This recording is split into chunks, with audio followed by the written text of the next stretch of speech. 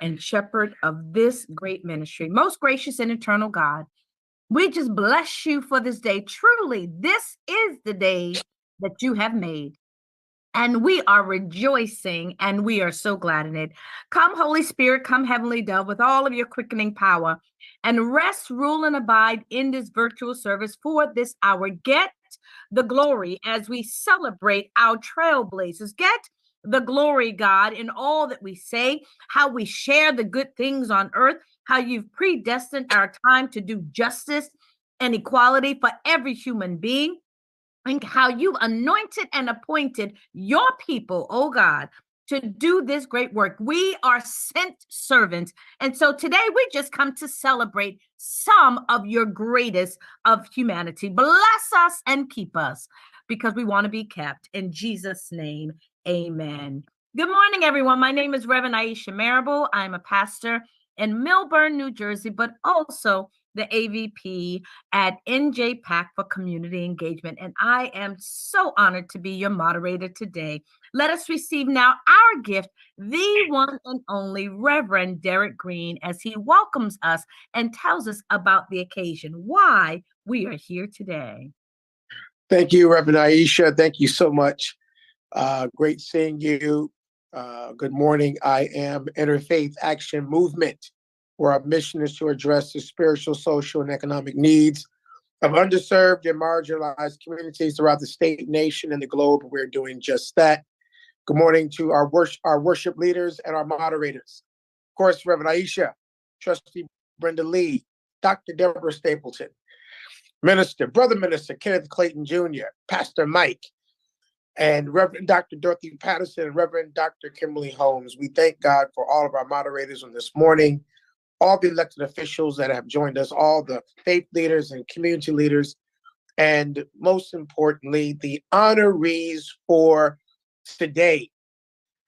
You all know how excited I get. Those of you who know me, I couldn't sleep last night. I couldn't sleep thinking about the work that these honorees are doing when God put into our spirit and IAM to honor non-African Americans who are working to address issues related to systemic racism. And we are honoring you today because you deserve to be honored. And let me just tell you quickly about sort of the background. My undergraduate degree was in history, and I studied a man by the name of Charles Hamilton Houston. And Charles Hamilton Houston, my professor at Oakwood University, small little HBCU, Dr. Trade down in Huntsville, Alabama. And I had a brilliant historian, Dr. Emmanuel Saunders, who took me under his wing. He was a Howard University graduate, PhD from Howard, and he studied Charles Hamilton Houston, who was the dean of the Howard Law School, and taught Thurgood Marshall. And he came up with a strategy called developing social engineers. And these social engineers would be placed in the legal world to fight injustice, to fight systemic racism, using the courts to do so. Thurgood Marshall and Constance Motley, others did that. NAACP Legal Defense Fund dismantled segregation in this country, legal segregation in this country in 1954 because of the great work of Dr. Charles Hamilton Houston. I've expanded that and believe that social engineers can be in the corporate world, must be in the corporate world, must be in our pharmaceutical industry, must be in government, must be in education. In all these areas, we need social engineers to cut off the head of racism and systemic racism and the intersectionality of racism and discrimination in housing and education, in wages, in wealth disparity, Attorney Janae Johnson, and other areas as well. The honorees today are doing just that. They have done just that, and they continue to do it. And we want to applaud them today and encourage them to continue. And we also want to encourage those that are watching, those that are, and we thank those that are streaming in as well, the countless numbers of folks that are streaming in. We encourage you to become social engineers. I was just speaking at Washington Adventist University, talking to the students about being social engineers. And we need that, in particular today, when we see the abandonment of those that want to turn back the clock and erase history in Florida and around the nation. We know that God is placing people and inspiring people in their heart. Dr. Howard Thurman talks about the spirit of a man and a woman. All you need is the willingness. If you're a commissioner, if you are a teacher, if you are a plumber, it doesn't matter. The willingness in your heart to fight injustice, God will give you the strength, the know-how, and the resilience to do it. That's why we are here today. I'll tell you about a friend of mine who called me and wanted to know why y'all honoring those people on Black History Month. So I hope that answered the question why we are honoring these people. And you all are going to find out about the great work that these folk are doing every single day to dismantle systemic racism. And we thank God for you and joining us on today. Reverend Aisha, back in your hands to get us going. Again, I can't thank all of you enough. Let me also say this real quickly, that when I was a little boy, I grew up, my parents started schools in the Seventh-day Adventist school system. They worked in the church. Pine Forge Academy in Pine Forge, Pennsylvania. CNN just had a little something the other day about Black boarding schools in America. One of them is Pine Forge Academy, historically Black boarding schools. I want you to know how the struggle for humanity, the struggle against racism, the struggle for freedom has always been multiracial, always. Underground Railroad stops, many of them were Quakers that helped Black people, Harriet Tubman, go from Maryland up to New York. And it is not an accident that we are honoring non-African Americans today, because our struggle for humanity, our struggle for freedom continues. And we need everyone, no matter what color you are, no matter what religion you are, we need you in the struggle to continue the fight for freedom, because every generation has a responsibility to continue this fight. And Pine Forge Academy was Quaker land, and now it's a school educating Black children down in Pine Forge, Pennsylvania. So it's in my DNA to do things like this. And thank God for IAM, for our ability to come together to honor these amazing honorees. Reverend Aisha. Amen. We're so excited that you have been called to celebrate these wonderful leaders. We're going to start with our governor today. He is our first social engineer that we're celebrating. I will be placing his entire bio in the chat, so I will only be abbreviating, sharing a portion of it this morning, if that's all right.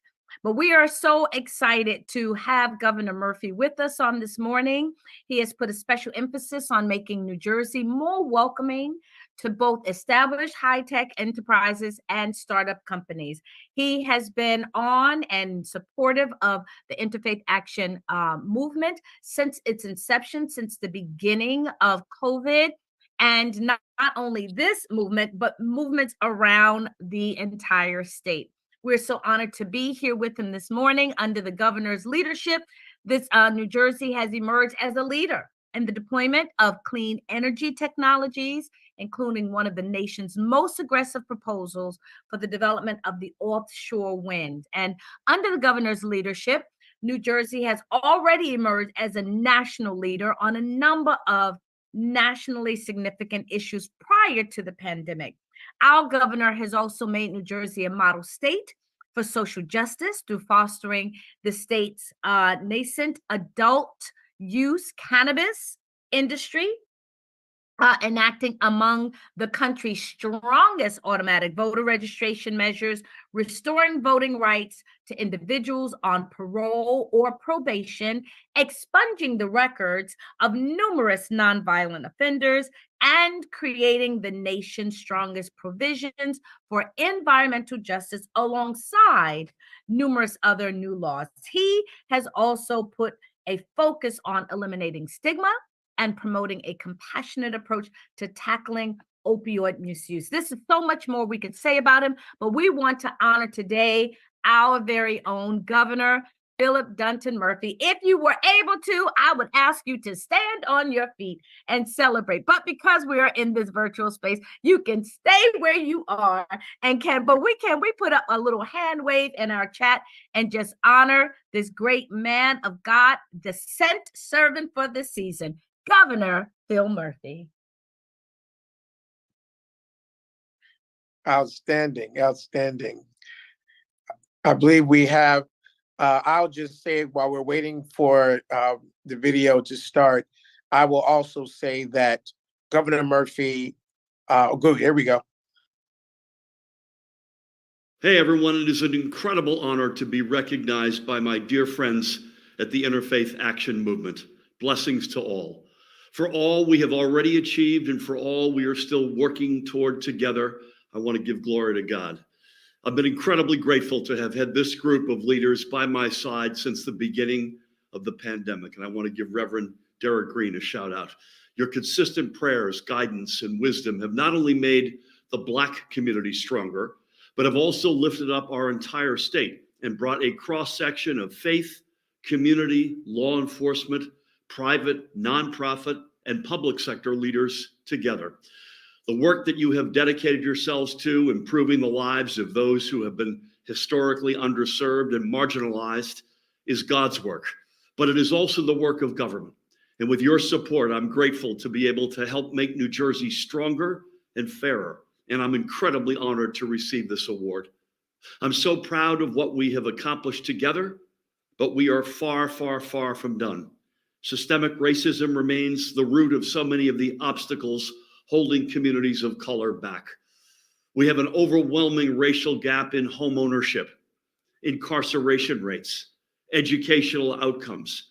And as we saw with the release of the contractor disparity study in public contracting as well. The numbers in the report are disturbing, yet we are committed to taking this issue head on. And while gathering the data is only the first step, we're determined to take meaningful action to ensure equitable contracting practices, period. Our administration has been committed from the very beginning to lead the nation in addressing these issues. From wealth disparity to criminal justice reform, procurement reform, sentencing reform, the legalization of cannabis, affordable housing, equity in the management of state money and beyond, diversity and inclusion are not values we keep separate from the entirety of our work. They are part of the culture and fabric of our administration. Quite frankly, fighting for racial justice means fighting for economic justice and ensuring Black and brown families have the opportunity to build generational wealth. So thank you for your guidance, prayers, and collaboration on these and so many other issues. With your help, New Jersey is stronger and fairer than ever before, but we're not done. So thank you all for this award. It touches me deeply, and I'm incredibly honored to be considered an ally. God bless you all. Awesome. Can we clap it up for our governor? Thank you so much for that wonderful video. We are moving on to our second social engineer, Attorney General Matthew Placken. Matthew Placken was appointed by the governor to serve as the state's 62nd Attorney General on February 3rd, 2022. And he was confirmed to that role with bipartisan support by the New Jersey State Senate on September 29th. Attorney Placken's priority has been the safety of the residents of New Jersey as reflected in his policy contributions throughout the years. He has specifically targeted gun crimes and auto thefts, resulting in significant reductions in both areas during his tenure. He has also spearheaded efforts to change how law enforcement responds to mental health emergencies, which is so important in our communities. He has connected individuals to resources underscored by the innovative Arrive Together program. And the Attorney General leads a department that touches upon nearly every aspect of life in New Jersey.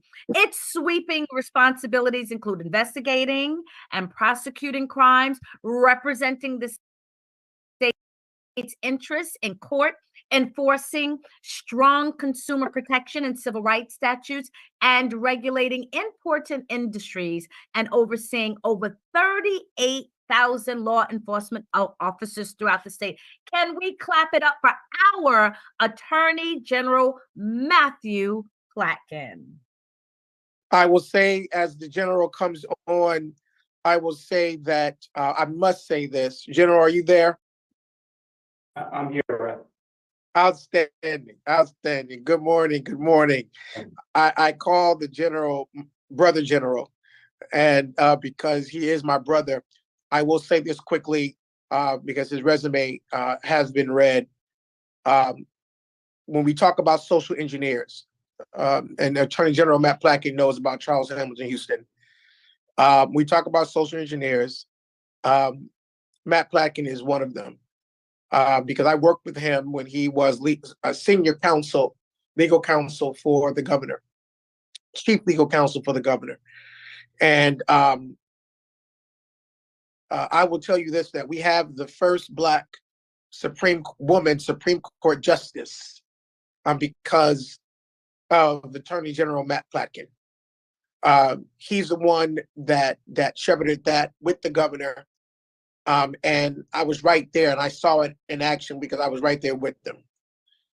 We have that. Black women, and New Jersey is one of the 13 original colonies. The first Black woman was under this administration and the leadership of Matt Platkin. And then lastly, I will tell you, and I'm going to say this to you publicly, what you're doing in Paterson is just, and it is brave.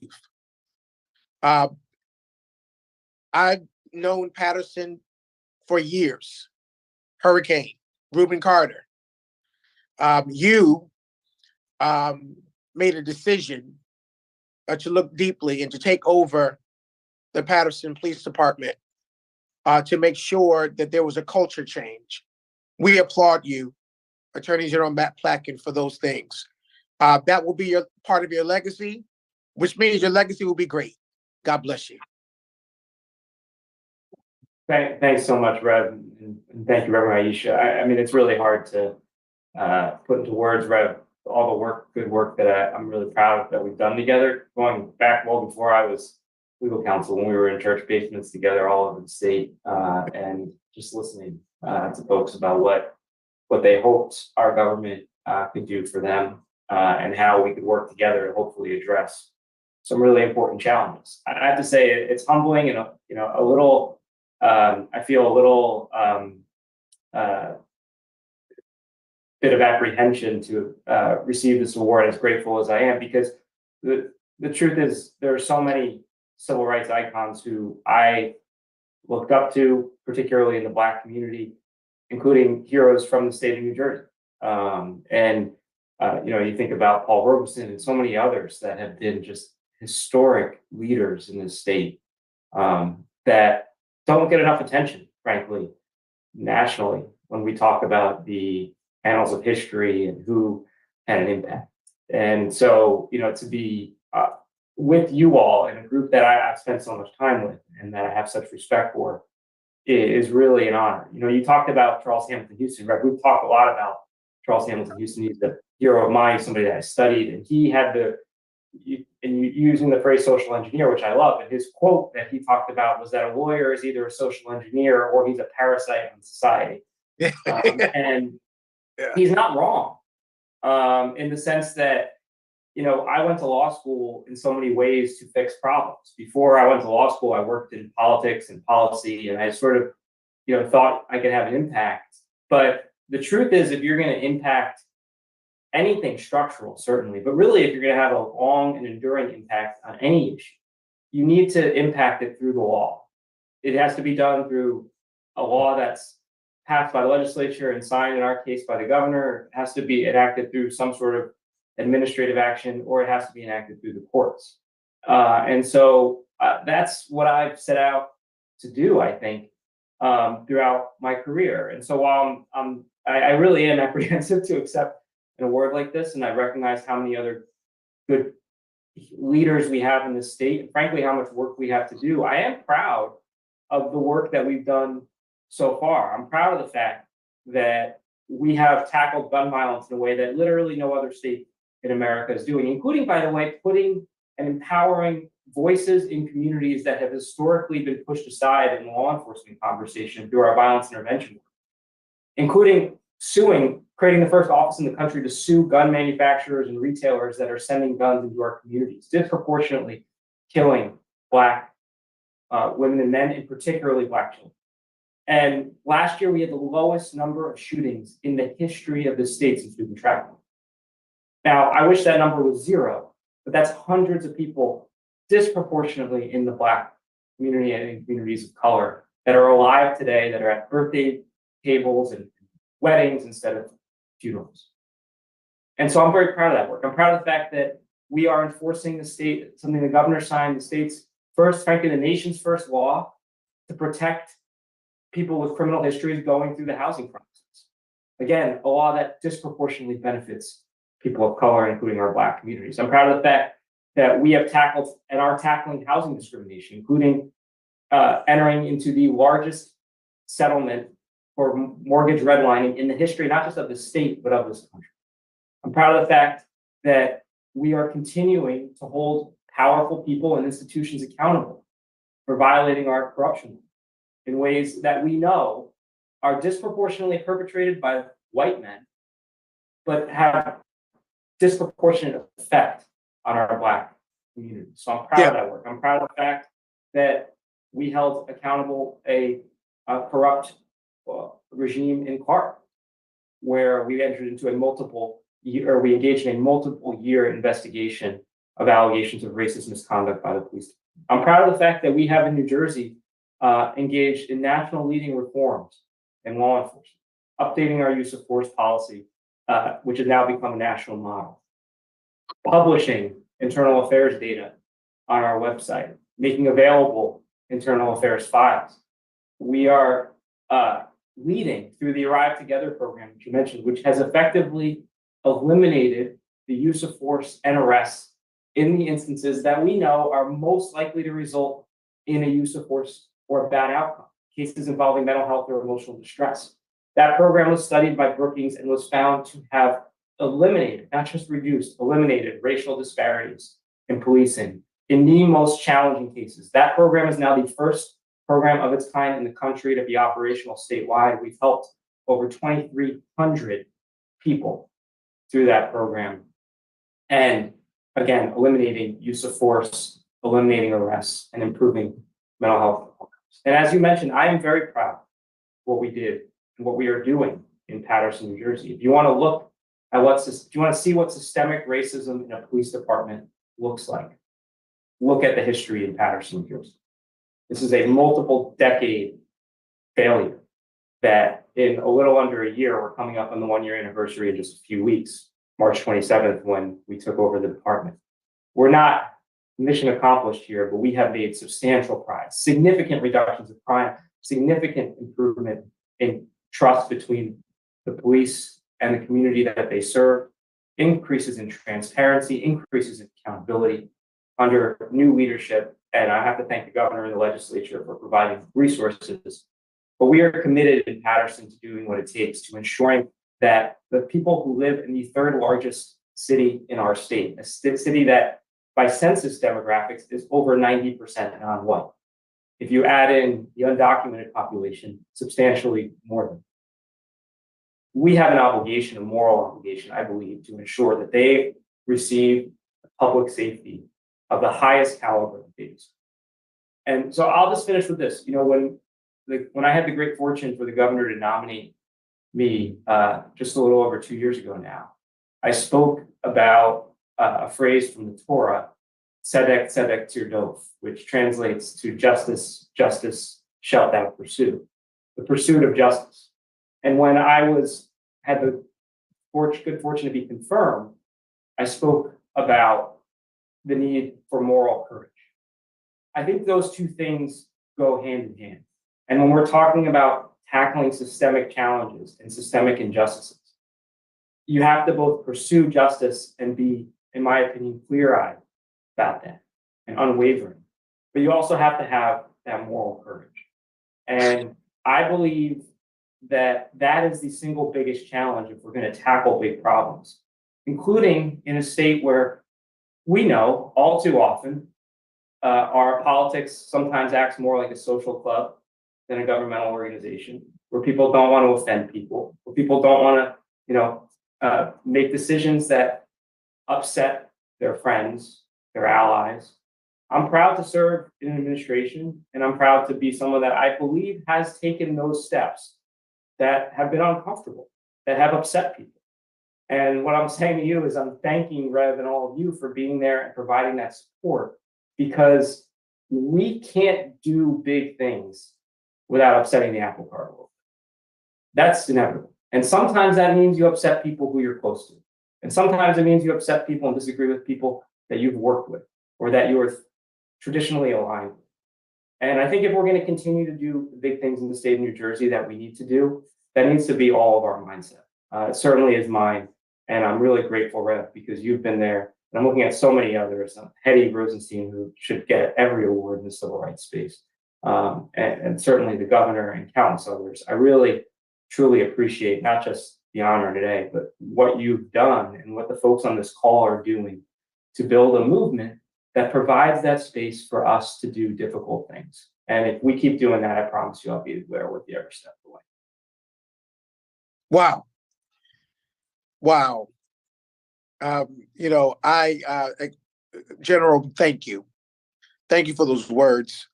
Perfectly stated. I'm going to talk to Bishop Amir Khan and see if we can put Reverend before your name next time.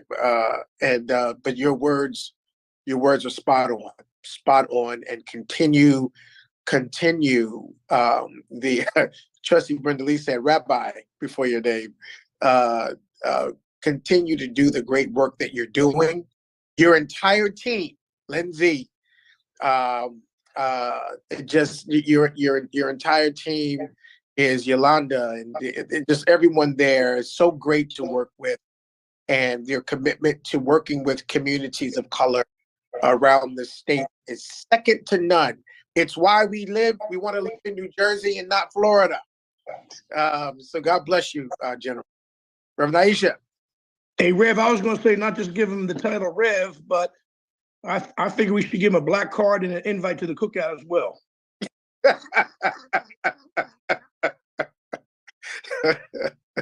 Amen. All right. Reverend Aisha. That is wonderful. When you get a black card, that's real important in our community. That's hilarious. We're going to celebrate our third social engineer for the day. We're so excited to be here with Commissioner Jacqueline Suarez. She has been leading the DLGS since January 2021 and has served as an advocate for local government interests and provided them with technical and financial assistance in a number of areas, including joint services, purchasing, management issues. She is also overseeing the review and approval of all municipal and county and fire district budgets, worked to uphold the financial integrity of the local government units, and guided the conduct of local government officials. And we know that is not an easy task. So thank you for your integrity. She has also chaired the state local finance board since January 2021, and she's advised our governor on pending legislation, statutory responsibilities, litigation, the development of administrative regulations, and various proposals impacting the governor's public policy agenda. With the focus on issues related to the department's community affairs, human services, children and families, and the administrative office of the courts, Suarez was integral to advancing the governor's agenda in these areas, in particular to spearheading many of the state's COVID response policies as the eviction moratorium. So we are just so excited. There's so much more. I'm going to place her entire bio in the chat, but we want to celebrate. Can we chat it up and put our hands together for our very own Commissioner Jacqueline Suarez? And before Reverend the Green? commissioner speaks, we are so delighted to give this award to Commissioner Jacqueline Suarez, who is the acting commissioner. The governor appointed her not too long ago, actually, to the position. And let me tell you all this, everybody that is on this line, and I hope Janae Johnson is on this line. Janae, are you here? I hope you are on. Janae Johnson, who was the governor's, the Office of Diversity, Equity, Inclusion, and Belonging. There's an issue of wealth disparities in our community. For a white family in New Jersey, I believe the median wealth is $355,000. For a Latino family, it is $6,500. And for a Black family, it's $5,900. And $5,900 to $355,000. That is a tremendous wealth gap. And one of the reasons that there is that gap is because of the lack of home ownership in the Black community, which stems from issues related to slavery. But God appoints people at His time to do a work. And one of the reasons we are honoring Commissioner Jackie Suarez is because of her initiative that she's going to talk about related to home ownership. Commissioner Suarez, congratulations for being appointed by the governor. Congratulations for all the work that you're doing already, traveling up and down the state, meeting with community groups. And we honor you today on this program for the great work, being a trailblazer that you are doing. Everyone, Commissioner Jacqueline Suarez. Good morning, everyone. Thank you, Reverend Green. This is truly a humbling experience for me. I think A.G. Placken kind of said it best. This is certainly not something I was expecting, but I'm very much looking forward to continuing to meet the leaders in the space and interacting with Interfaith Action. As Reverend Green is acutely aware, the Murphy administration has been a true champion for equality, and I am honored to work for an administration that has raised its voice and acted for all New Jersey residents, irrespective of race, gender, or socioeconomic status. And therefore, it really comes as no surprise to me that Governor Murphy and so many of my colleagues are being recognized by IAM for their leadership in addressing social justice and civil rights issues for so many of the underserved folks in New Jersey. And I would be remiss if I didn't express my heartfelt gratitude to Governor Murphy for this opportunity and the trust that he placed in me when he nominated me to be the commissioner of the Department of Community Affairs. And if you're like me, when I first came to the department 8.5 years ago, I kind of looked at this and said, what exactly does DCA do? And DCA is an organization that's truly committed to being the champion for people who often go unseen. The homeless, low-income families, marginalized individuals across New Jersey.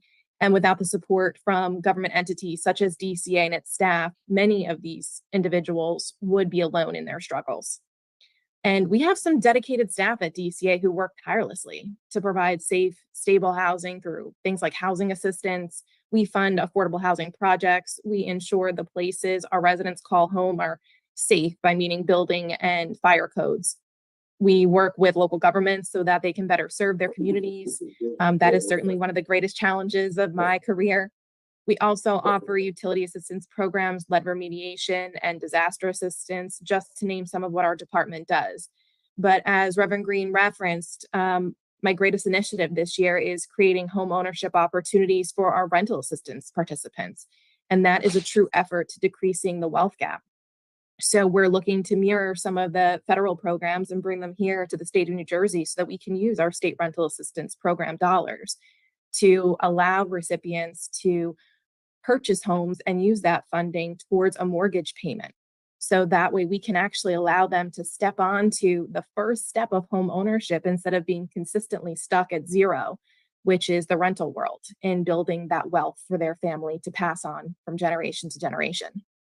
And at DCA, we are truly dedicated to fulfilling these public initiatives in tandem with the various state, local, and nonprofit entities who share in our mission of service, as none of these efforts could be achieved by DCA alone. We are acutely aware that we are, while an important cog in the wheel, we are one cog in the wheel, and it is critically important for us to listen to what is needed for the communities in which we serve. So in an effort to keep this short and sweet, I will close by saying that I am truly humbled by the recognition and honored to be in the company of these highly respected and effective leaders. This award amplifies my passion for and conviction in service leadership. And the light this award shines on the work of DCA is going to continue to inspire our staff to continue to exemplify our mission of serving all communities within New Jersey. And so I thank you very much for this. That's called social engineering, everyone. Outstanding. Thank you so much, Commissioner Suarez and your team, Kia, your chief of staff, and Judith, two of my favorite people. And we thank you all for what you're doing. And let me just say this to all the staff of those that are working for in government, nonprofits, our labor unions. We see you. We see the work that you do. And we appreciate the work that you do. It couldn't be done without you. And so we thank God for you as well. And I hope you all didn't miss that what Commissioner Suarez said about what she's going to be doing for home ownership is changing the game forever. We thank God for you. Thank you so much, Commissioner Suarez. Reverend Aisha. Yes, how exciting. This is like a social studies class in the midst of this wonderful celebration. We're so excited to celebrate our fourth social engineer, Commissioner Victoria Kuhn. Did I pronounce that correct, Kuhn? I hope I did. Yes, you did. Thank you. Great.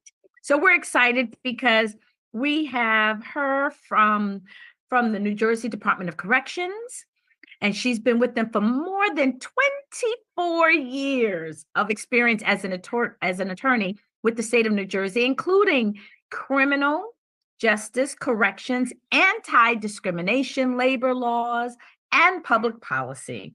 Her career started as an assistant prosecutor before transitioning to the Office of Attorney General, the Division of Law, where she addressed law enforcement and correctional matters, including federal and state court litigation, excessive force, Megan's Law, conditions of confinement, and assisted in the development of the protocol regarding the sexually violated predator and CSL and PSL laws. And we know that those directly impact many of the people in our communities.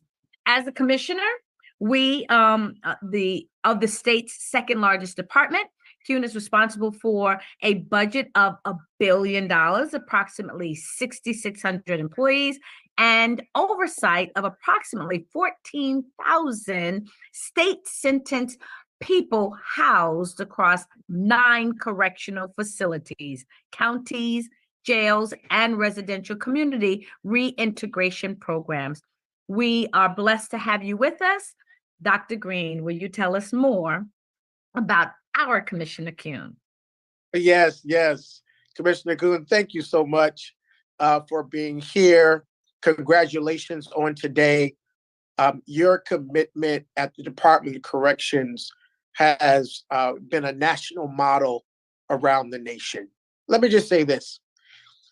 Folks that are streaming in on this, in New Jersey, they're closing prisons, and our prison population has decreased substantially under Commissioner Kuhn and her team.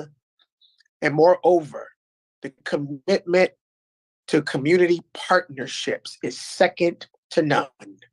Pastor Pam is a witness to that. Amir Khan is a witness to that.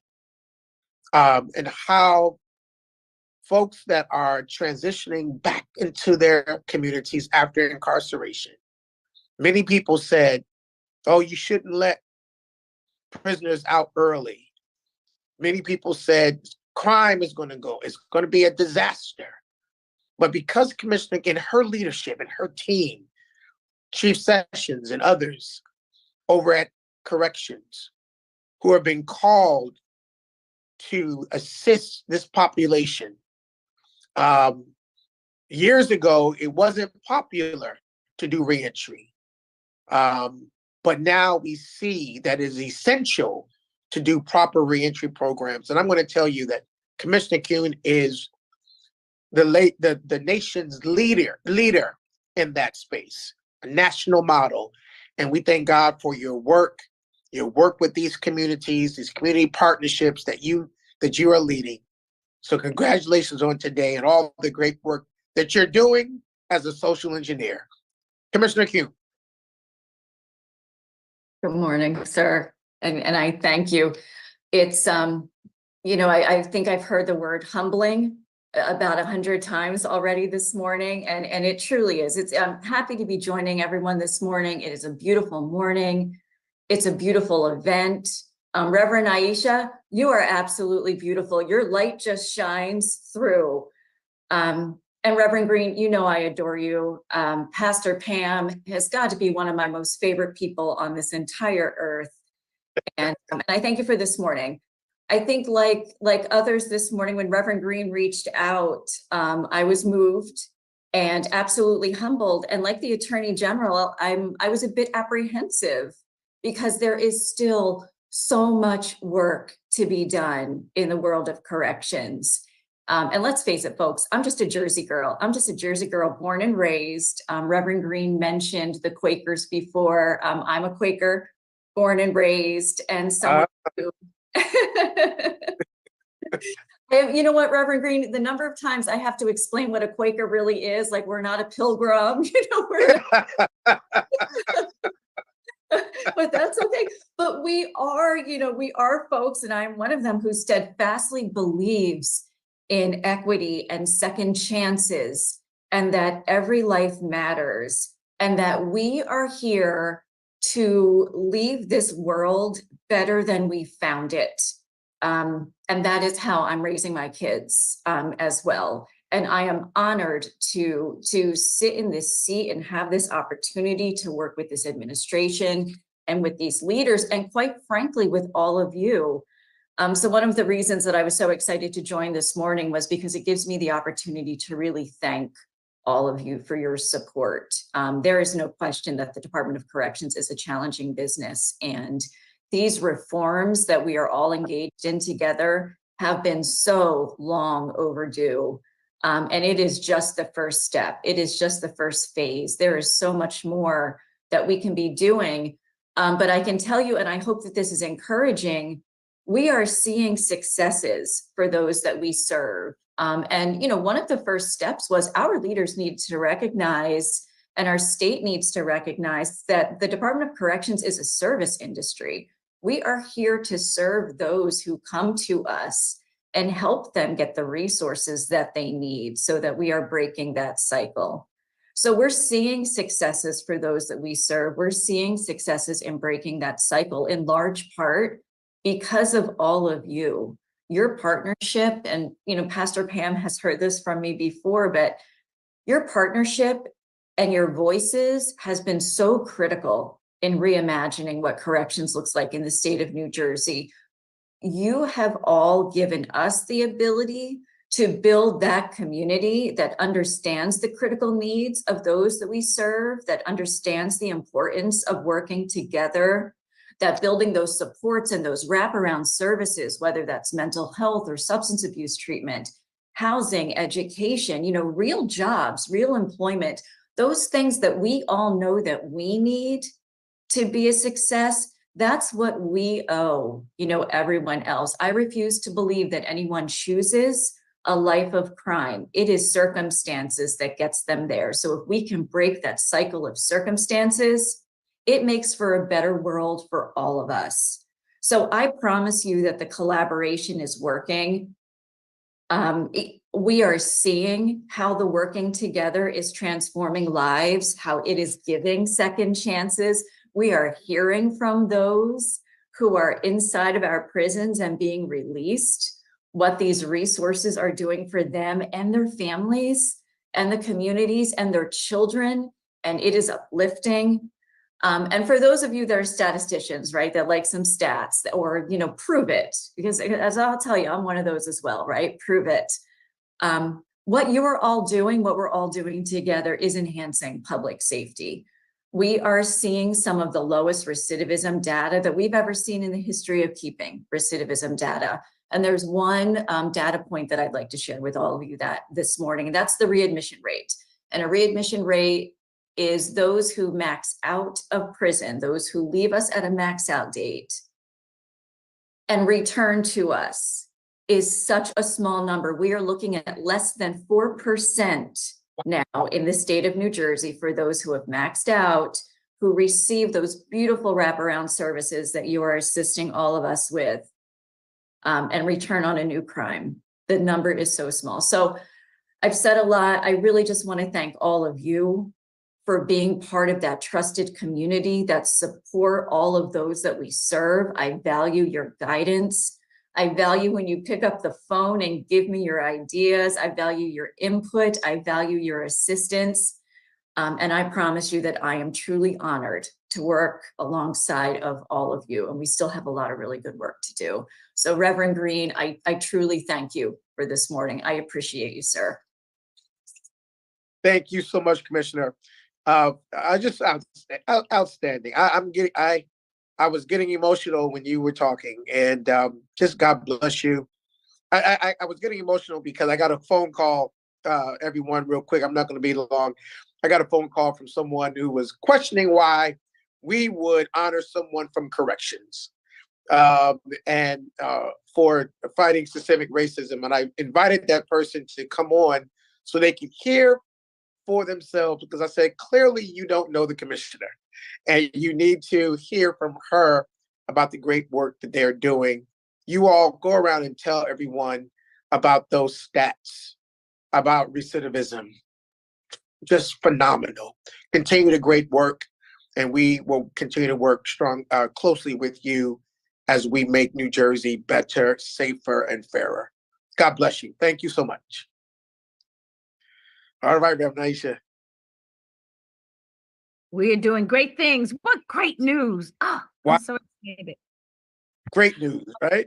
Great news, great news. And it's just a pleasure to be with the returning citizens. I work with them, and they have a ritual for return that we host at NJPAC. So we hope you can join us one day and participate in that activity. We appreciate you. We're moving on to the next amazing social engineer, Hetty Rosenstein. She's the former Director of Communications Workers of America, the largest union representing state workers. She later joined Murphy's re-election campaign as a senior advisor for progressive coalitions and outreach. Let us receive now Hetty Rosenstein and a little talk about who she is and how great she is for us. Those of us that have been around New Jersey for a long time, we look to certain people for guidance as relates to civil rights, social justice, labor rights, workers' rights, fairness, equality. There's one name. There's one name that has been consistent in New Jersey at the top of the list for the last 35 years or longer, and that's been Hetty Rosenstein. She is someone who I consider a friend and mentor, someone who's been on the front lines. You want to get into a fight for workers? You want to get into a fight for fair housing? You want to get into a fight for fair wages, for affirmative action? You want Hetty right there with you, leading. Her voice is strong. Her voice is consistent. Her voice is credible. And her voice is transparent. We are honored this morning to have Hetty to receive this honor. Hetty Rosenstein, you are a legend, a living legend, and we thank God for you. You have the floor.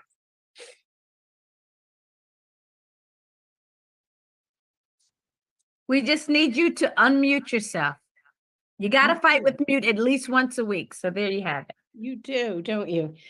Reverend Green and the Interfaith community and our movement family, I am greatly honored and humbled to receive this award. It means so much to me. I do think that the fight and the struggle for human rights, racial equity, social justice, economic justice, these are the struggles of human history, not just now, but really from the moment one person built a tool. And for us, we know in recent history, the Civil War is recent human history. The 1930s uprisings for workers' rights, the fight against fascism in World War II, the civil rights era, and all that it brought in terms of women's rights, LGBT rights, the peace movement, and now the fight to oppose gun violence, poverty, healthcare for all, every single human rights issue that we have, the fact that we have a prison society, that we continue to see anti-Semitism and Islamophobia, the police violence issue, the issues of economic and climate justice, every single one of these is a human rights issue. Every single issue that we fight for is a class struggle issue. So if we center equality and justice in every single thing that we do, if that is the center of our political work, of our social work, of our moral work, then we know that we are fighting for all of those things that are important to us by centering equality and justice. And there has never been a time that it is more important with the risk now of fascism, the increased and open racism, anti-Semitism, Islamophobia. It has never been a more important time to devote our lives and all of our work to it. And for me, this struggle for human rights, for equality, it beats like a drum in our hearts. It is every single thing that we do. And if we do that, if that is the center of our work, then the center of our work is a moral universe and a moral world. Thank you so much. I just can't tell you how important this is to me. Have mercy. Hetty, if I were with you right now, I'd just hug you. You know I would. You know I would. You know I love you, Reverend Green. You know I love to hear you talk. I hope you all didn't just miss that. You couldn't have got, oh wow. God bless you. God bless you and your work. Love you, Hetty. God bless you. Wow. I'm gonna let y'all just eat, let that digest about humanity. This is what we're talking about today, Hetty. Thank God for you. All right. Reverend Green gonna get. Oh, I'm calm down. I'm gonna calm down. Reverend Aisha, next. Oh my Lord. Yes, we're so excited. There's so many great moments. If we can just elongate the day and spend more quality time with these beautiful people, that would be amazing. But we're pressed for time. And Yep. so we're going to move on to our next honoree, Recove Healthcare. They are based in Princeton, New Jersey, and it is driven by the values of being inclusive, accurate, and cost-effective. And as such, they created the first portable nanoparticulate detection technology, Axliva, rapid diagnostics platform, which provides high quality rapid diagnostic results using only a small amount of saliva. The company's product pipeline includes rapid point of care tests for THC, drugs of abuse, reproductive health, and infectious diseases. Recove R is proud to be guided by a distinguished advisory board and management team of scientists and engineers committed to positively impacting society. In addition, the company has strong partnerships with leading research institutions and medical device manufacturing companies around the globe. Can we hear more about Recove? We celebrate you today. Recover Healthcare. For those of you all real quickly, Recover. Please come off of mute. Recover Healthcare, a laboratory out of Princeton. Just amazing minds. One of the reasons that they're being honored today, well, two, is because of their work in testing for a marijuana test, which can be used to keep people from working, getting jobs. And they have a test that prevents that.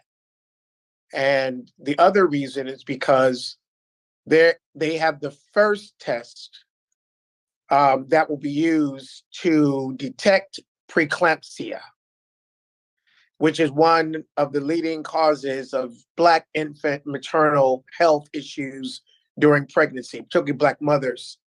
They will be the first in the nation to have a test to detect preeclampsia. Recover, Himanshu and Piyush, my brothers, thank you for all the work that you're doing. And thank you for the EDA for, I think it was last year or the year before, funded them on their work on infant maternal health, on their test for preeclampsia. Recover, you have the floor, and congratulations. Thanks, Reverend Green, and thanks, Reverend Aisha. I'm deeply honored to be here today, and as the CEO and founder of Recover Healthcare. My name is Dr. Himanshu Bhatia, and on behalf of our entire team, I want to express our sincere gratitude to the Interfaith Action Movement, IAM, for this special recognition. It is truly humbling to receive the IAM Civil Rights Trailblazer Award, and I want to extend my heartfelt congratulations to Governor Murphy and all the recent recipients who share this honor. As we celebrate this momentum occasion, I'm reminded of a powerful quote by Dr. Martin Luther King, who once said, "Life's most persistent and urgent question is, what are you doing for others?" These words resonate deeply with us at Recover Healthcare. We are really committed to making a meaningful difference in the lives of others, especially in the underserved communities. At Recover, we feel blessed to be working on a revolutionary point-of-care diagnostics device that has the potential to transform healthcare. Our products are not just about innovation, but they're about impact. We are proud that our first two use cases, which Reverend Green kindly shared already, will have a significant and positive impact on the African American community and beyond. Through our innovative technologies, we aim to address pressing healthcare challenges and promote equity. We are dedicated to fulfilling Dr. King's call to action by leveraging our expertise to improve the health outcomes of all individuals, regardless of race or background. I want to express my gratitude once again to IAM for this incredible honor. This award serves as a reminder of the importance of our mission and the responsibility we have to serve others. Thank you so much. Outstanding. Thank you, Dr. Himanshu, my friend and brother, and your entire team, Piyush and others, the entire team, the entire laboratory in Princeton. You all need to go by there and check that out. It's pretty amazing. Reverend Aisha. Awesome. I want to apologize to Tim Sullivan. I read entirely too quickly through my agenda here. We want to get back to him at this time. He's right on time at this point. So Tim Sullivan currently serves as our Chief Executive Officer at the New Jersey Economic Development Authority, NJEDA, and he's very important to NJPAC. We're doing great work with him right now as we speak. He has a great role, and he's been in this role since February 2018. And as a member of Governor Murphy's cabinet, Tim oversees the state's principal agency for driving economic growth and making New Jersey a national model for inclusive and sustainable economic development by focusing on key strategies to help build strong and dynamic communities, create good jobs for residents, and provide pathways to a stronger and fairer economy. During his tenure, Tim has led the NJEDA transformation into a comprehensive economic development organization dedicated to implementing Governor Phil Murphy's vision for a stronger and fairer New Jersey. Tim has overseen the creation of new programs that drive New Jersey's innovative economy, strengthen emerging and historic sectors, support small businesses, and cultivate equitable community development. I would love to hear how Dr. Green describes how amazing you are. I personally know how amazing you are. Let us receive now Tim Sullivan. Brother Tim Sullivan, I have to, everyone, I'll just say this. I'm not going to steal his thunder at all, but we have the nation's best with Tim Sullivan leading New Jersey Economic Development Authority. I remember back in 2018 when I first heard him talk in a joint cabinet meeting, and I turned to the governor and I said, "Who is that? That guy is brilliant." And I'm going to tell you something. He has transformed EDA, he and his team. Big shout out to Michelle Bowden, who he hired as the EDA's first Chief Diversity Officer.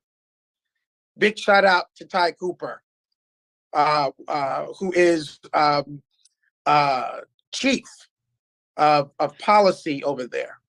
Big shout out to Janelle Johnson, one of the Managing Directors over EDA. These are names, these are all Black women that he seeks their advice and counsel, policy advice. EDA has changed the game in this state, been more equitable and inclusive under the leadership of this great brother, Tim Sullivan. God bless you, Tim. Well, thank you, Reverend Green. That's incredibly flattered and humbled by your words and by the recognition from this award. Our parents were right. You're judged by the company you keep, and it's just an incredible honor to be recognized along with such incredible leaders who we've heard from this morning and we'll hear from through the balance of this. Just an incredible group of folks who are doing incredible work across any number of different areas. I think I want to start with a couple of recognitions and thanks, starting with Governor Murphy and the First Lady. and our great Lieutenant Governor, Tisha Wei, and her predecessor, the great Sheila Oliver, who set the tone for all of us and give us the resources and the mandate to do the good work that we're all trying to do across the Murphy Way administration, whether that's in economic development or all the other areas we've heard from this morning, and most importantly, give us the resources to do it. You know, words are important, but resources and money and the things that make a difference are really what matters too. I'm really proud of the work we've done and the progress we've made, but I'm also quite conscious that it's a good start. We've got a lot of work to do to make our economy more inclusive, to make our economy fairer, and I think one of the things that I'm proudest of the work that I've been a small part of across the Murphy administration is that we recognize that economic growth is good, but if economic growth isn't being shared and isn't reaching everyone, particularly our communities of color, particularly the Black community in New Jersey, it isn't good enough.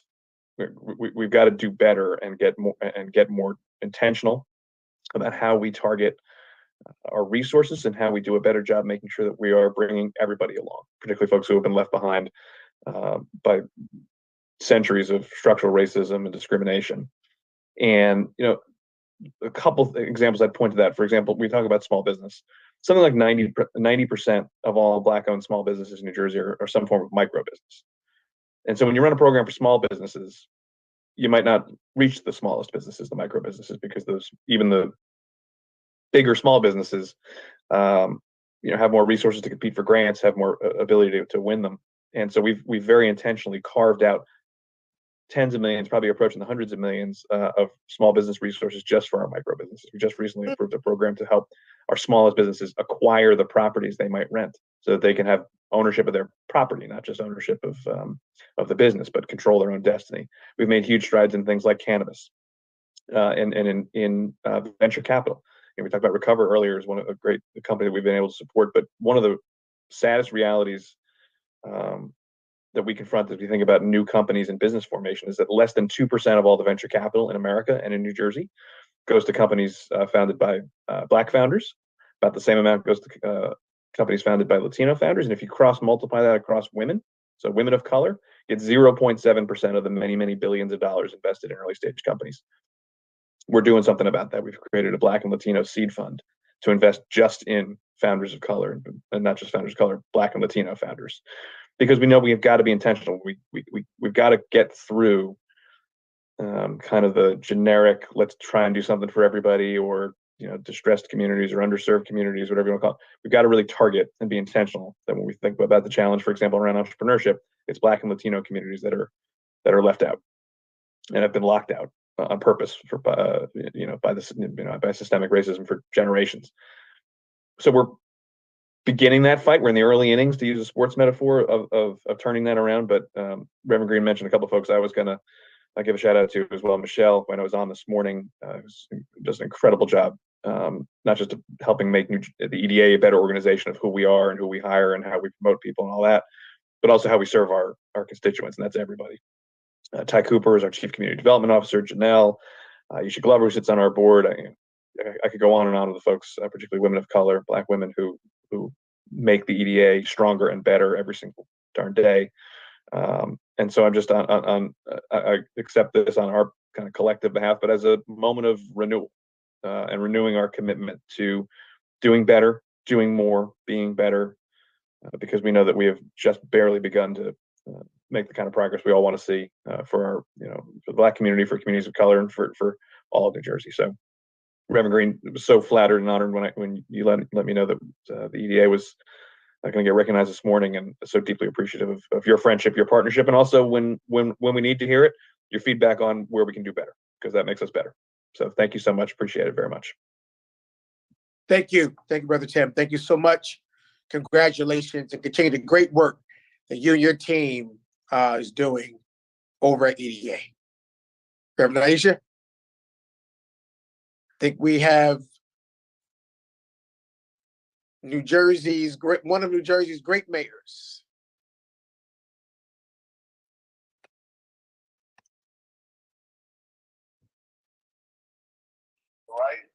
Can you hear me? We can hear you, yes. Okay, sorry about that. I'm dealing with something at my church. My apology.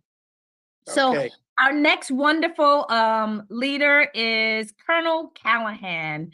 He is our brother from another mother. Reverend Aisha, before Colonel Callahan, we're going to do Mayor Fulop. Wonderful. Absolutely. Hold on for one moment. Sorry about that. Mayor Fuller is here, and we celebrate him being here with us today. And he is Stephen Michael Fulop, and he is an American politician serving as the 49th and current mayor of Jersey City. He is a Democrat, and he was formerly the councilman in Jersey City's Ward E. And now he defeated the incumbent mayor, Jeremiah Healy. He and his mother, Carmen, and the daughter is a daughter of the Holocaust, and she's a survivor of the Holocaust. And she worked in an immigration services office, helping others gain citizenship. And as a council person, one of Funlip's main interests was ethics reform. And he had proposed legislation that had restricted the use of city vehicles and property, banned officials from holding multiple elected or appointed positions in government. He instituted business and income transparency requirements for elected officials and barred people from lobbying an entity in which they serve. And so we're so excited to have our mayor, Stephen Michael Funlip, here with us this morning. Mayor Fulop. Before Mayor Fulop goes, I will say this as before. I know that he has to jump off, but I will say this, that congratulations, Mayor, of one of the nation's greatest cities. But moreover, back in 2014, when you were elected, back when it wasn't popular to talk about reentry, Pastor Pam knows this, you started a movement, a modern movement of reentry that has now taken the state by storm. Folks like Pastor Pam have been doing it for so many years.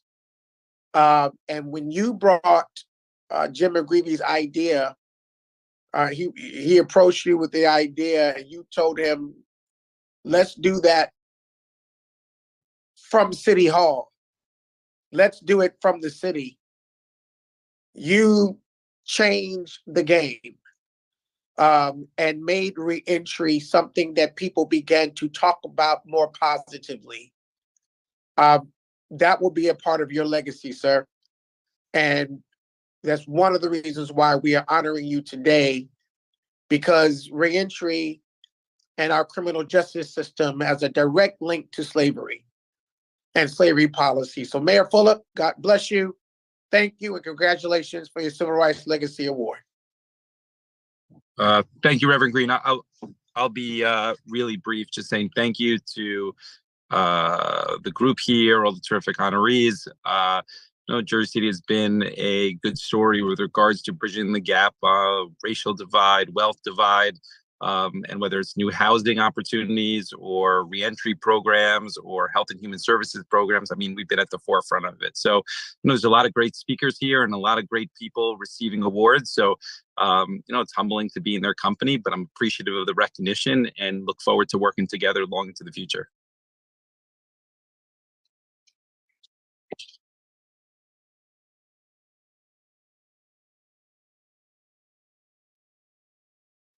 Can you hear me? No. Oh, I said, Colonel Callahan, that's star 6. I need star 6 training. I said, thank you and continue the great work in Jersey City, all that you are doing. We stand with you. We pray for you in your role as mayor. And we thank you again for your commitment to this population of people, to the reentry population. You don't toot your horn enough on that. And you should, because in 2024, reentry is a little different, Pastor Pam, than it was back in 13 and 14 when people weren't talking about it. And then when you started, Pastor Pam, in 2004 and 3, they really weren't talking about it then. So Mayor Fulop, God bless you and thank you. Reverend Aisha. So good to be here with you. We're excited. Okay, so are we going to our our brother? Yes, absolutely. Wonderful. Thank you.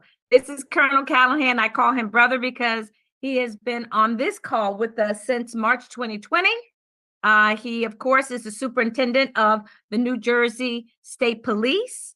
And he was sworn in by our governor, Chris Christie, former governor. But he has been with us and with the New Jersey State Police leading us since 2017. In 1995, Colonel Callahan enlisted in the state police as a member of the 115th class, and he has served as Recovery Bureau Chief in the aftermath of the Superstorm Sandy.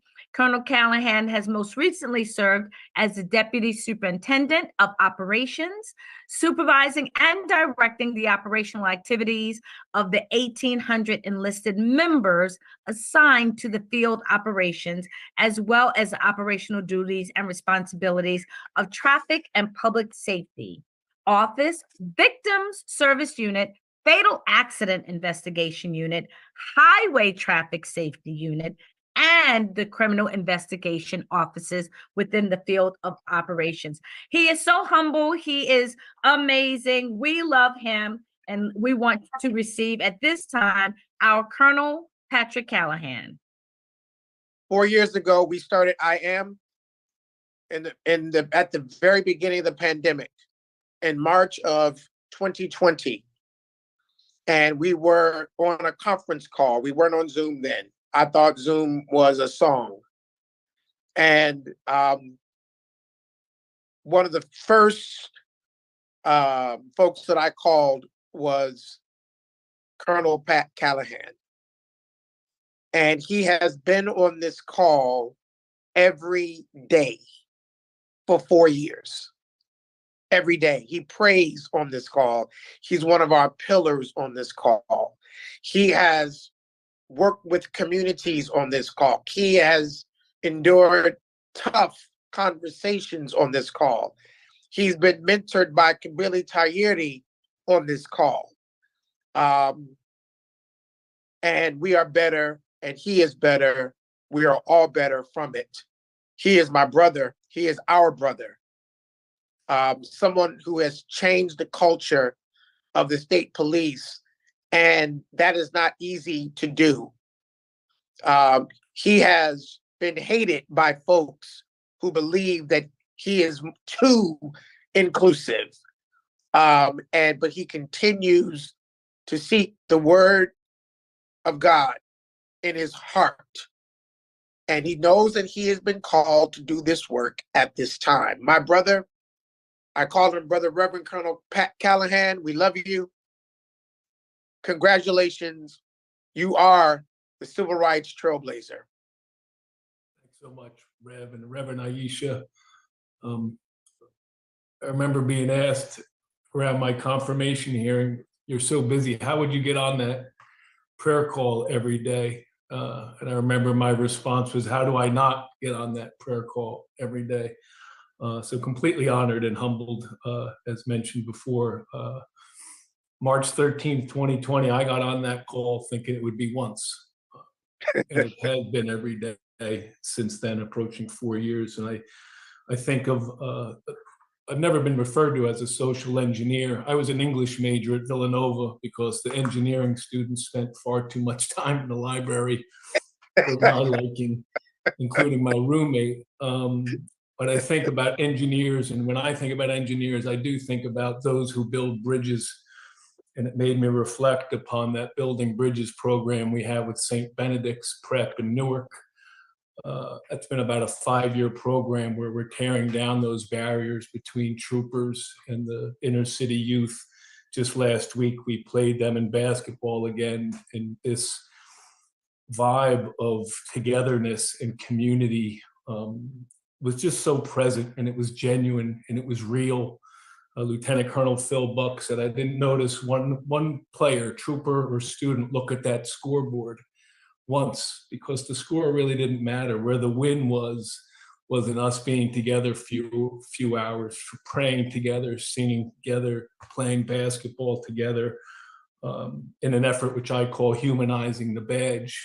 Troopers creating opportunities out of uniform, out in survival for a weekend with physical challenges, students getting to know troopers and be in their shoes and vice versa. And that humanizing the badge is really what's going to make a difference. And I don't care if it's one heart at a time. If it's one heart at a time and one perception at a time, then so be it. I was asked after that game, there was a gentleman writing a book about St. Benedict's, and he talked about the history of the state police in Newark. And I thought about my father, who was detailed to Newark in 1967 in Plainfield in civil unrest. You've all seen the clips and the pictures. And he asked, what about that? And I said, well, if you asked those troopers of the communities in 1967 if they thought a group of troopers would be partnering in a building bridges program with the students of Newark, they would have probably thought you were crazy. But here we are in 2024 in an example of creating opportunities, not perfect by any stretch, but building those bridges intentionally, which is a word I love that Tim Sullivan uses. Because if we don't open up those doors and create those opportunities, it's hard for the community to invite us in. So we have to be the inviters and show that human side, show us as Sunday school teachers and brothers and sisters and Little League coaches. And I think about the very first time I talked to St. Benedict's about 5 years ago, I talked about the Edmund Pettus Bridge. And I talked about the footage from 1965 of Alabama state troopers and fire hoses and dogs and troopers on horseback, probably some of the most egregious acts of excessive use of force in the history of law enforcement. And we have to own that. They were state troopers. I know they were in a different state and they were in a southern state, but if we talk about this thin blue line and this family of law enforcement, we need to own those bad times too. But not here in New Jersey. And I've said that in Steffi Bartley's church, not here in New Jersey, not in color, not in black and white will we ever see those images again. So I'll close with just letting what I let those troopers know about bridges. And I asked them to envision themselves as a rivet in that bridge of trust, bridges that are designed to carry people over dark times, over valleys, over raging waters. That's what we need to do. And when one of those rivets goes weak, the rest of those rivets have to withstand more weight. And the integrity of the bridge is compromised, whether that's in the murder of George Floyd, whether that's in those instances we've seen time and time again across this country that might as well be happening right here in New Jersey. And that's why I'm so honored to ask those troopers, and I'll accept this award and recognition on their behalf. They're the ones that are out there each and every day serving to uphold and strengthen that bridge of trust that we so well need in this state and in this country and across this globe. So completely honored and look forward to continuing to uphold that bridge, which I think are the best women and men across this nation that have taken that oath to go out there and do this job to the best of their ability. And as I always say, their oath ends with "So help me God," and he does. Thanks so much, Rev. Thank you, Brother Reverend. Colonel Pat Callahan, Superintendent of the New Jersey State Police. Kabili Tiare would be proud today.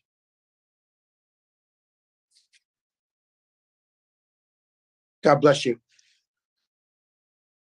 Awesome.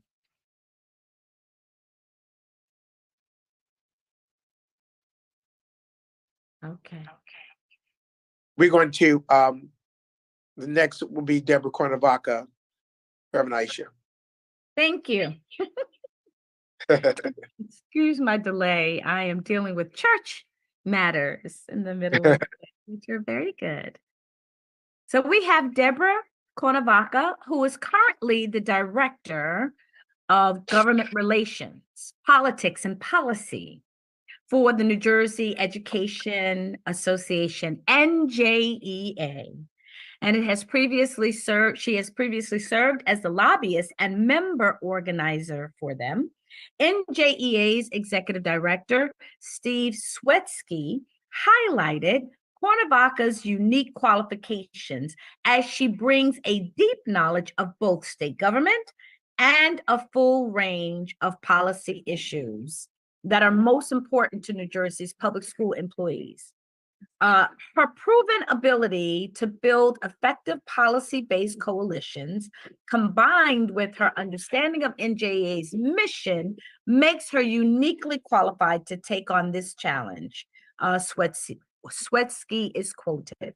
She's also previously served as the Deputy Chief of Staff to Governor Phil Murphy. Let us receive now yet another one of our amazing leaders, our social engineers, Deborah Cuernavaca.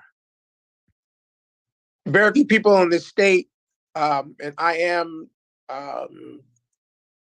knows Deborah Cuernavaca, Dr. Deborah Cuernavaca well.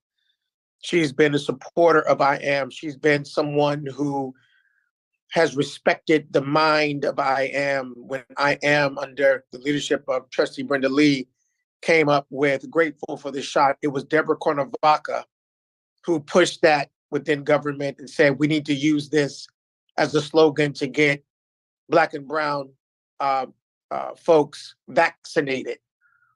There's no one in the office of the governor that was closer to me than Deborah Cuernavaca, working side by side on justice issues, inclusion, diversity, equity.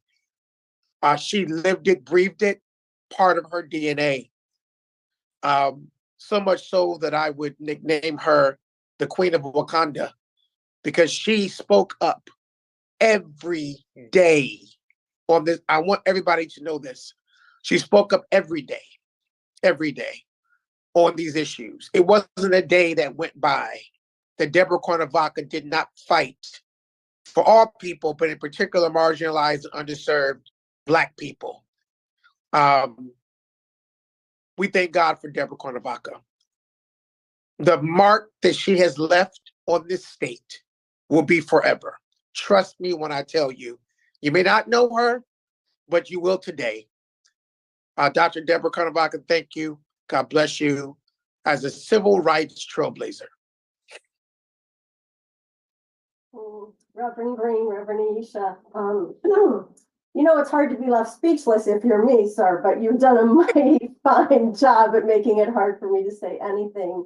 I want to start with a deep, deep gratitude for the work that all of you do and for choosing to honor me today. When I looked at the list of people, I can't imagine ever being in a better post or shot than with the esteemed other honorees that you've chosen, and to be honored by all of you. I'm just so honored and so humbled.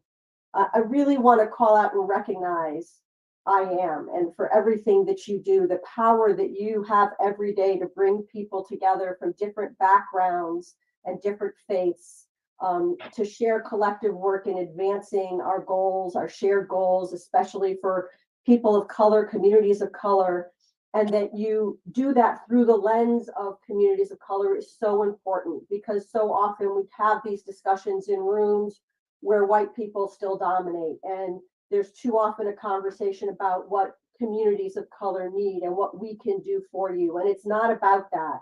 And you've graced me by letting me into your space to listen and learn. And I'm so humbled and so grateful for that, because it's never about what can I do for you. It's what can I learn and listen, and what are the problems and the challenges we need to face, and what are the solutions that you're telling us will work, and then how can we do that work together.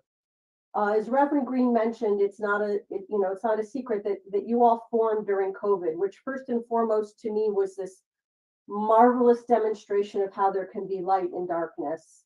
What came out of what you built and grew and came together to create, that's long outlasted COVID, is part of what keeps the faith going and reminds us that while the disparities and the huge gaps in equitable access to healthcare and education and housing and everything else, they weren't created by COVID, they were exacerbated and highlighted by COVID.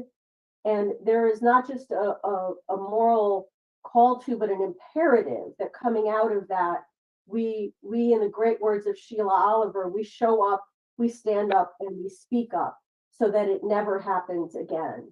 And so I'm just so deeply honored to be part of this, to be recognized by you and given this opportunity to work with all of you. And I'll leave with this, which is that, you know, Reverend Green said that I spoke up every day, maybe to the chagrin of some, but he was the greatest ally and friend in letting me learn and sometimes fumble and helping me course correct, but in always being thoughtful and always supportive of what I wanted to try to be and do in the work we were doing together. To always ask the questions when someone said, well, you can't do that, or it doesn't work this way, to say, why not? Because it's the systems and structures in place in government and society and all these spaces that we've talked about today that reify the racism that we have to tear down to create a new equity, a new opportunity to get towards, you know, what our founding fathers, and it's not lost on me, we do this on President's Day, right? Towards a more union. It is the work we have to do. But you all didn't put those systems and structures in place. So neither should you be asked to be responsible to take them down, right? We have to be here to do that work side by side with you. So my mandate is to listen, to hear, to learn, to be humbled and grateful for the support that you give me, to allow to, like I said, I'll stumble, I'll make mistakes, but I'll learn and I'll try to do better so that I can be part of the solution. Because the problems that we have were not created by communities of color, and we cannot say to communities of color, therefore it is your responsibility now to fix it. That is on our collective work, and what IAM represents and what you all do every day creates that space and that power. So I'm grateful to be included. I am so honored, and I am so grateful that you exist. So you have my support, and I think we live in the greatness of Sheila Oliver. We will show up, we will stand up, and we will speak up every single day. Thank you, Rev Green, and God bless. God bless you. If I'm with you, I'd give you a big hug too. My goodness. Thank you so much. Spot on. God bless you. And all the work that you continue to do, Dr. Deborah Cordavaca. Reverend Aisha? Wow, that's a pretty amazing. Thank you so much. We are here celebrating Reverend Raul Ruiz of Union City. He is yet another brother from another mother, same father, an original IAM member since March 2020. And we're so excited that he is reigning from Union City. He is the current and second president of the 4-year-old New Jersey Coalition of Latino Pastors and Ministers. He has been president since 2019. And the New Jersey Latino Pastors and Ministers Coalition is an independent group of Christian leaders across all denominations. They're committed to using its collective strength to effectively empower Latinos and communities that are economically, socially, politically, and spiritually disenfranchised. It is an organization with more than 430 churches and more than 52,000 members in New Jersey of various denominations. For 38 years, Reverend Ruiz served as pastor of the Spanish American Baptist Church in Union City, and in 2022, he was nominated to serve as the chairman of the board of the New Jersey Latino Law Enforcement Coalition by Mayor Stephen Fulop, Mayor of Jersey City. Let us receive now our gift in the man of Reverend Ruiz. Oh, Dr. Raul. My friend. Congratulations, my brother. Thank you. Congratulations, everyone. Dr. Raul has been on first of all, the president of the Latino Pastors and Ministers Coalition, has been on the I Am call for 4 years as well. And started early March of 2020 as well, and has been a pillar for us, a pillar for linking communities of color together, the diaspora from all around the world. And Dr. Raul is a world leader, you all. If you don't know him, look him up. He's a world leader and someone who has blessed us tremendously. His fight for justice, his fight for equality, for economic justice. He's right there. An amazing theologian, someone who I admire and look up to. And IAM loves Dr. Raul Ruiz. Thank you, sir, for being here. Congratulations. Thank you, Dr. Green, and thank you, Reverend Aisha. Coming to IAM is coming to the family, and right now I can no longer be there just every day as I used to, because I do start very early, and I continue to travel a lot. So it is a challenge, but I promise that I'll try to connect at least once a week. Right now, actually, I stayed today because of this. I'm traveling tonight. I was traveling yesterday. I was going to leave yesterday, but I changed the date so that I could be here today. But as a non-African American working to address issues of racial equality, I am reminded that our work is not just about fighting for equality in our communities, but also about amplifying the voices of those who are often marginalized and unheard. So this award is not just an acknowledgement of our individual efforts, the ones that are honored today, but a recognition of the tireless work of countless others who stand with us in this fight. Definitely, I'm humbled by this recognition and deeply inspired by the stories of those who have faced greater challenges and continue to fight for justice. Their courage and resilience serve as a beacon to us all. And, just as love has no color, hate has no color. And we see it. I'm sure you're all watching the news in the killing of Alexei Navalny. He was just killed in Russia by hate and by greed. So we need to realize that this fight right now, it's bigger than us. It's bigger than just our communities. We are in a global fight today. So I am committed, and I promise that I will continue to use my commitment to Jesus. And that's why I thought that I didn't deserve this, because this is just an expression of who we are. We respond to the gospel. And so we do these things as an everyday thing because we love our God. But I am committed to using whatever little influence I have to further the dialogue around racial equality and to inspire others to join in the fight of those who have paved the way. And together we can create a world where everyone is treated with dignity and respect and getting that respect that they deserve. Thank you for this recognition, and thank you for all who stand with us in the pursuit of a more just and equitable society. Thank you. Thank you, Dr. Raul. Thank you so much for your leadership.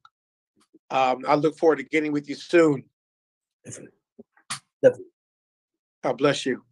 God bless you. Wonderful. Yes, we're so excited. We have our last honoree for the day, Axon. Do we have anyone here representing Axon today? Yes, we do. We do. Yes. Wonderful. We have one of the vice presidents. Wonderful. Axon here, Regina Holloway. Yes. So Axon has always been a longtime supporter of the African American community, even when the George Floyd death rocked the nation. CEO and founder of Axon, Rick Smith, stood with the community in his press release statement calling for the protection of Black lives and the denunciation of racism. Axon focuses on the protection and the preservation of life through the sale and distribution of personal safety and technology products. They are successful in their field, as statistics have showed, and their products have saved almost 300,000 lives from serious bodily harm. Let us hear now from Axon's representative, Regina Holloway. We appreciate you. Thank you so much, Reverend. Let me first just give a little context regarding Axon. Axon and IAM have worked very closely together to make tasers more available and accessible in our state. And in that process, thanks to the Office of the Attorney General, we've been able to work with the law enforcement community. A man by the name of Bob Linden, myself and others from IAM have come together, and because of that process, but actually the Attorney General's office started, we were able to find common ground with members of law enforcement, sheriff's associations, the New Jersey State Police, faith community, working together. This is stuff that people don't show in the news. But because of Axon, but Axon's willingness to be that glue in the Office of the Attorney General, something great has happened. And we honor Axon today for their commitment to social justice, to criminal justice reform, to public safety, to fairness, and what they're doing around the world in this effort. And Regina Holloway, as you can see, as an African-American sister, is leading the charge in that company around when I tell you all around the world, I'm talking about around the world. And she travels around the nation, empowering communities like ours as it relates to public safety and criminal justice. And Regina, we are so blessed to have you here representing Axon. And congratulations to Axon for being a civil rights trailblazer and a social engineer award. God bless you. Reverend Green, thank you so much. This is just huge for Axon and for my group in particular. Again, my name is Regina Holloway, and I am the VP of Community Impact at Axon. And I am accepting this award on behalf of Rick Smith and on behalf of Axon. And we are so thankful to receive the Interfaith Action Movement Civil Rights Trailblazer Award. Forgive my voice today. I have like a little sickness with me. So Axon and our group in particular, in Community Impact, we work to align our mission with the needs of local communities, especially vulnerable communities, as Reverend Green talked about, to build a safer, more equitable future. And we do that by focusing on community partnerships and product equity. We are aligned to our core value of protecting life by innovating smarter and going further to build more ethical and equitable outcomes.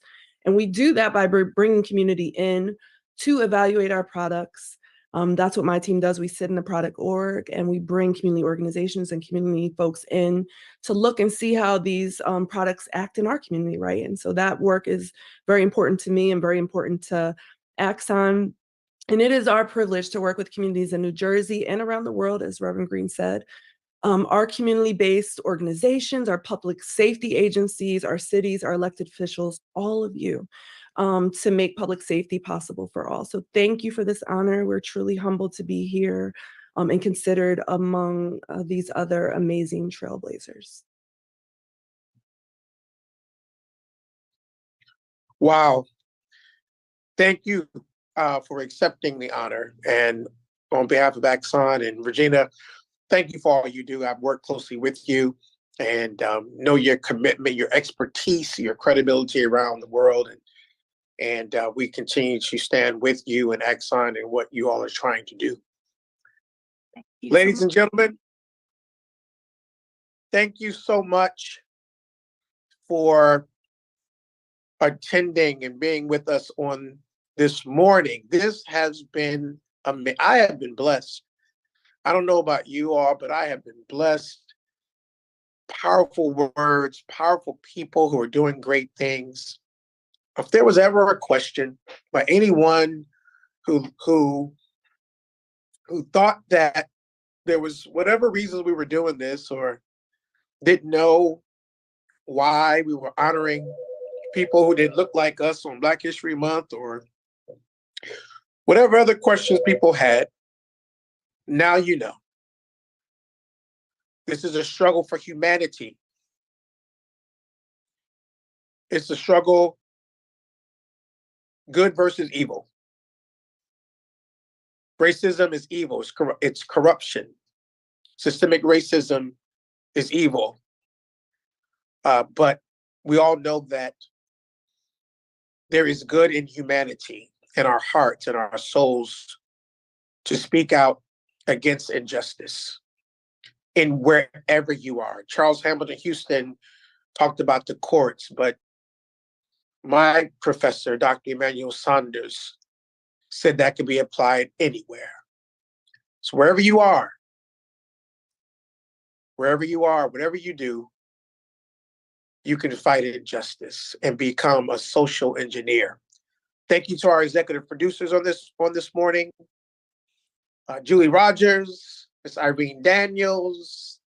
Thank you to our moderators, our lead moderator this morning, Reverend Aisha Marable. Amazing job as always.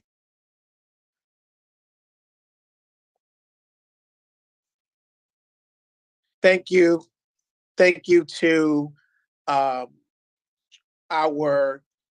producers on this morning, Trustee Brenda Lee. Thank you so much. Gary Graham, another one of our producers. Dr. Melvin Trey Hayden, another one of our producers on this morning. It takes a whole team to get something like this done. Thank you to IAM, all those that come on the call and pray every day. You know who you are. And then we act. Thank you for all of you for joining. Our governor, of course, Governor Murphy, the greatest governor in the history of our state. And we thank you, everyone, for joining us on this morning. God bless you. God bless you. We will close out in prayer. God, we thank you for what we experienced today. We thank you for everyone that has come on this line. God, I ask that you bless, protect, guide, direct all these social engineers that are fighting injustice. We pray for families. We pray for jobs, for promotions, for health, for quality of life, our state, our neighborhoods, our communities. These companies recover and Exxon. We pray for our leaders, elected officials, faith leaders all around this state and nation. Continue to cleanse our hearts so we can hear a word clearly from you. In your name we pray. Amen.